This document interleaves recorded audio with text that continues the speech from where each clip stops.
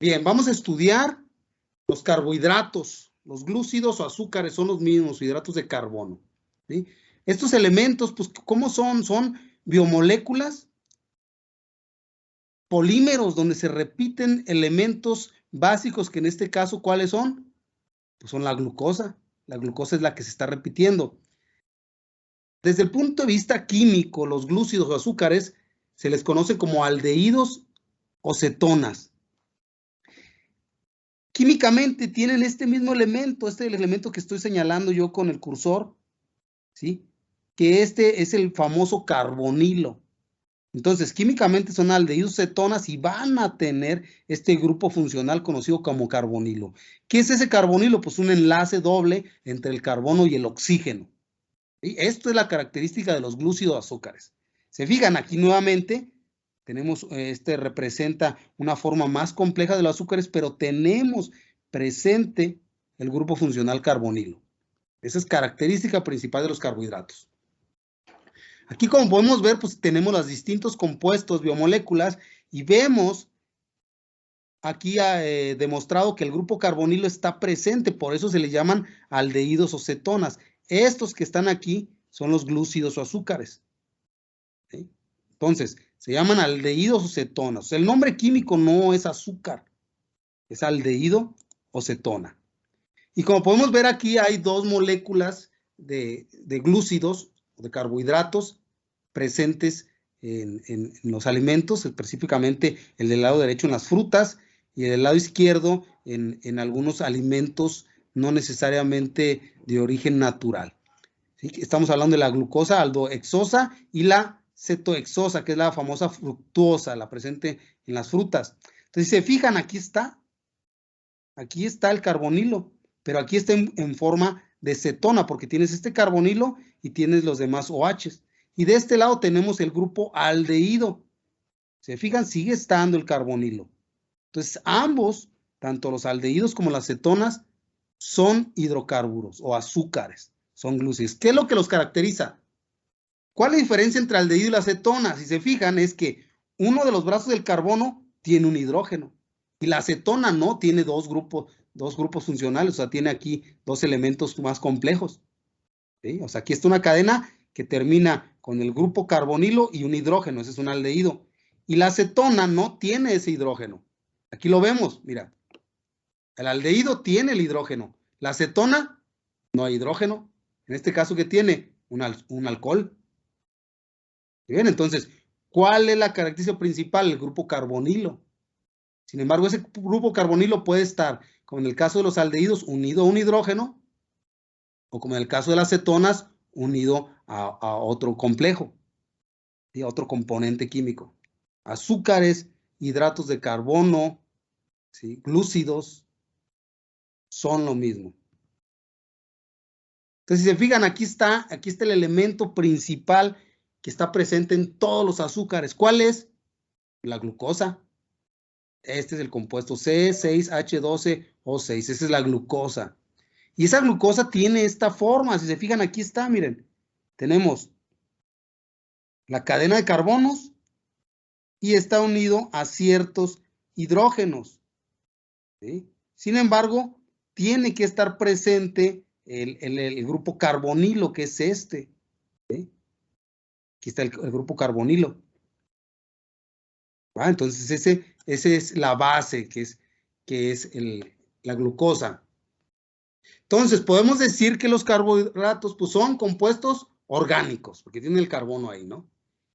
Los cuales están conformados por carbono, hidrógeno y oxígeno.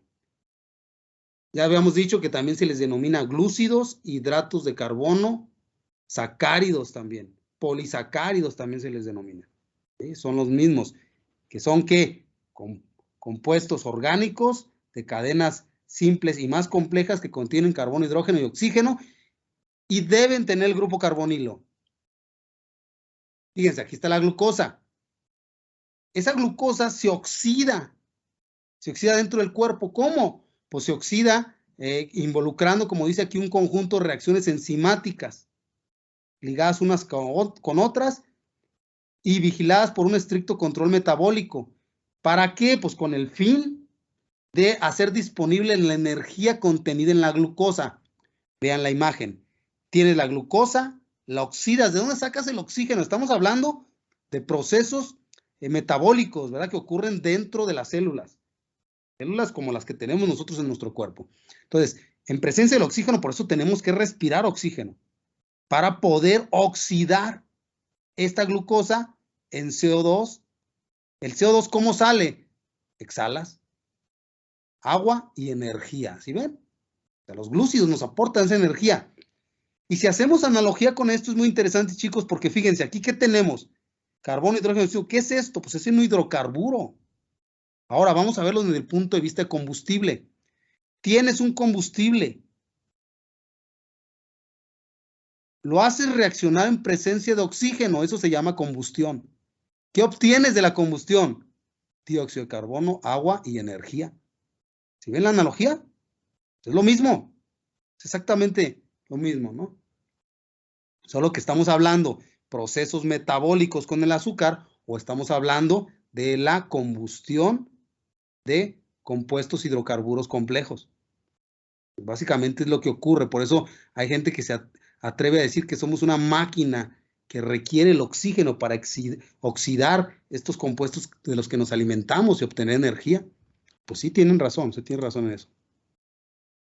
Entonces, los carbohidratos o esos moléculas complejas, pues ya dijimos, ¿no? Es una repetición de estos compuestos más sencillos como son la glucosa. Entonces, esta es la fórmula, digamos así, la fórmula química. Se fijan, este 2 es porque se duplica la cantidad de átomos de hidrógeno con respecto a los de carbono. ¿Y por qué se duplican? Pues porque cada carbono tiene 4 oportunidades de mezclarse con el hidrógeno.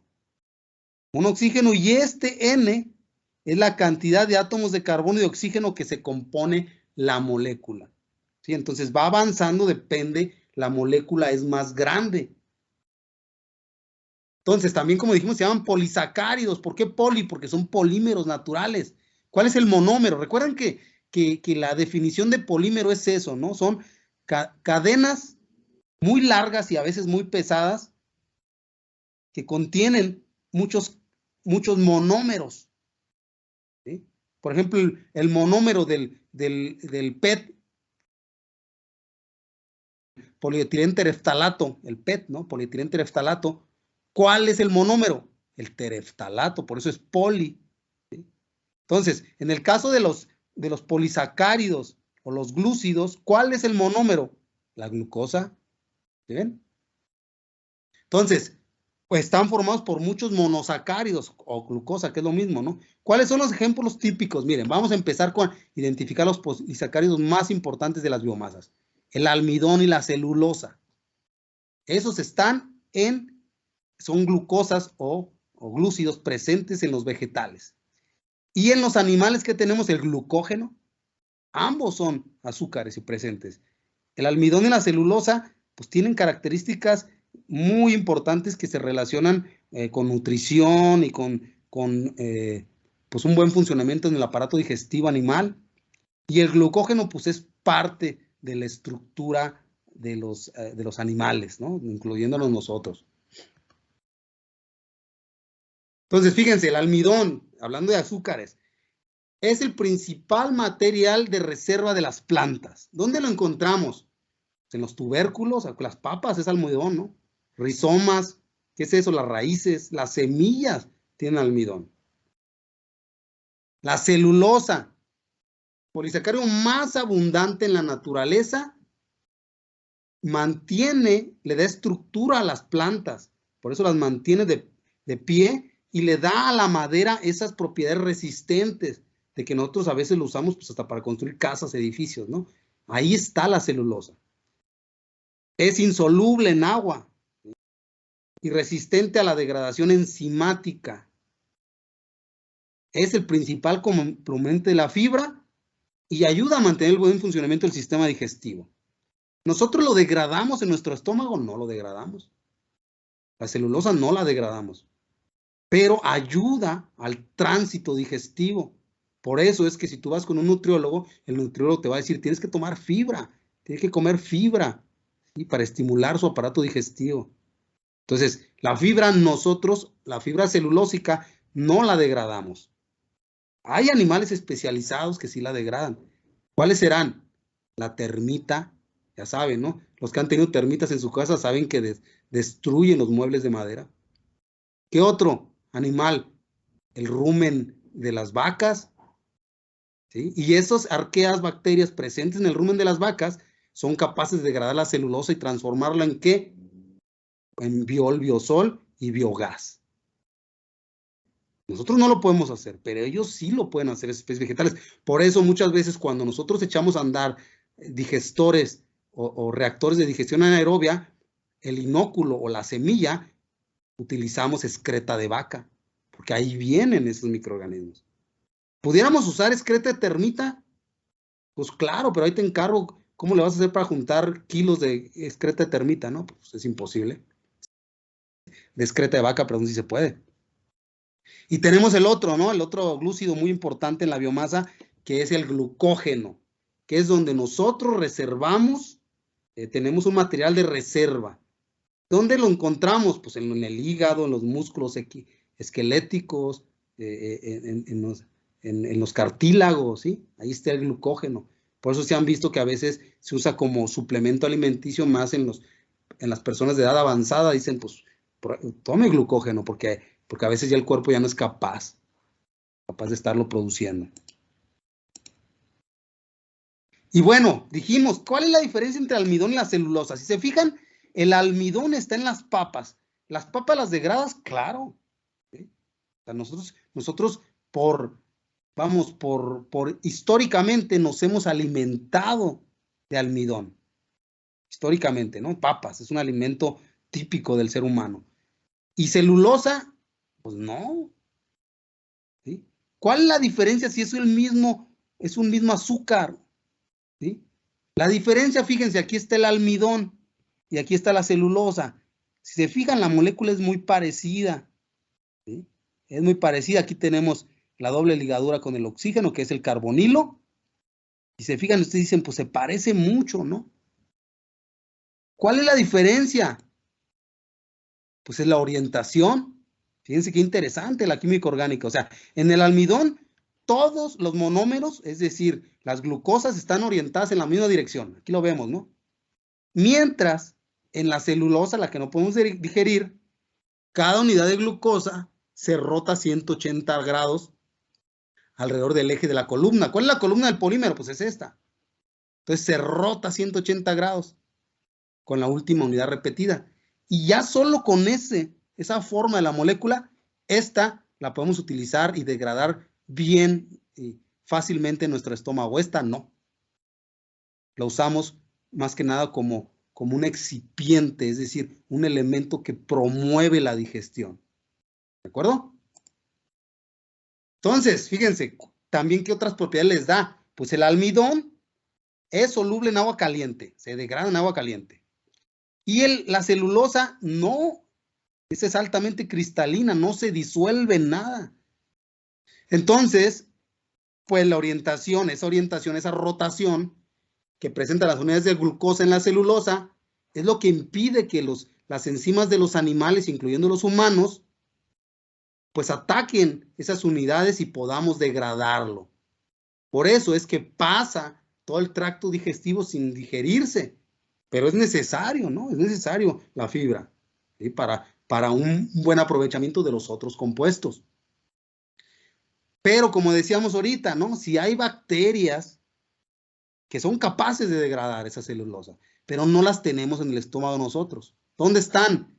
Pues en el estómago de los rumiantes, de las vacas, principalmente de las termitas, ya que estos en sus estómagos secretan otro tipo de enzimas que sí pueden romper esos enlaces. Y por lo tanto, como rompen esos enlaces, pues pueden obtener fuente de alimento de la celulosa. ¿Sí? ¿Sí ven? Entonces nosotros no lo hacemos, pero hay ciertas especies biológicas que sí lo hacen.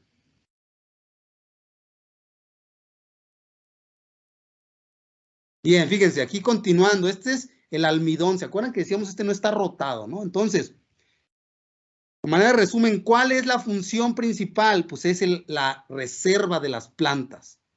¿Sí? Ahí guardan la energía las plantas. Y es la molécula de mayor importancia en la nutrición humana. Principalmente tiene dos componentes, la amilosa y la amilopectina. La amilopectina es la que está en mayor abundancia, ¿sí? Pero este es la función del almidón. Y pues ya dijimos, históricamente es la mayor fuente de calorías de uso humano. Por otro lado, la celulosa, si se fijan, es la misma molécula, solo que está rotada. Bueno, pues no es una fuente energética, es un elemento estructural de las plantas. Por eso le da las propiedades a la madera.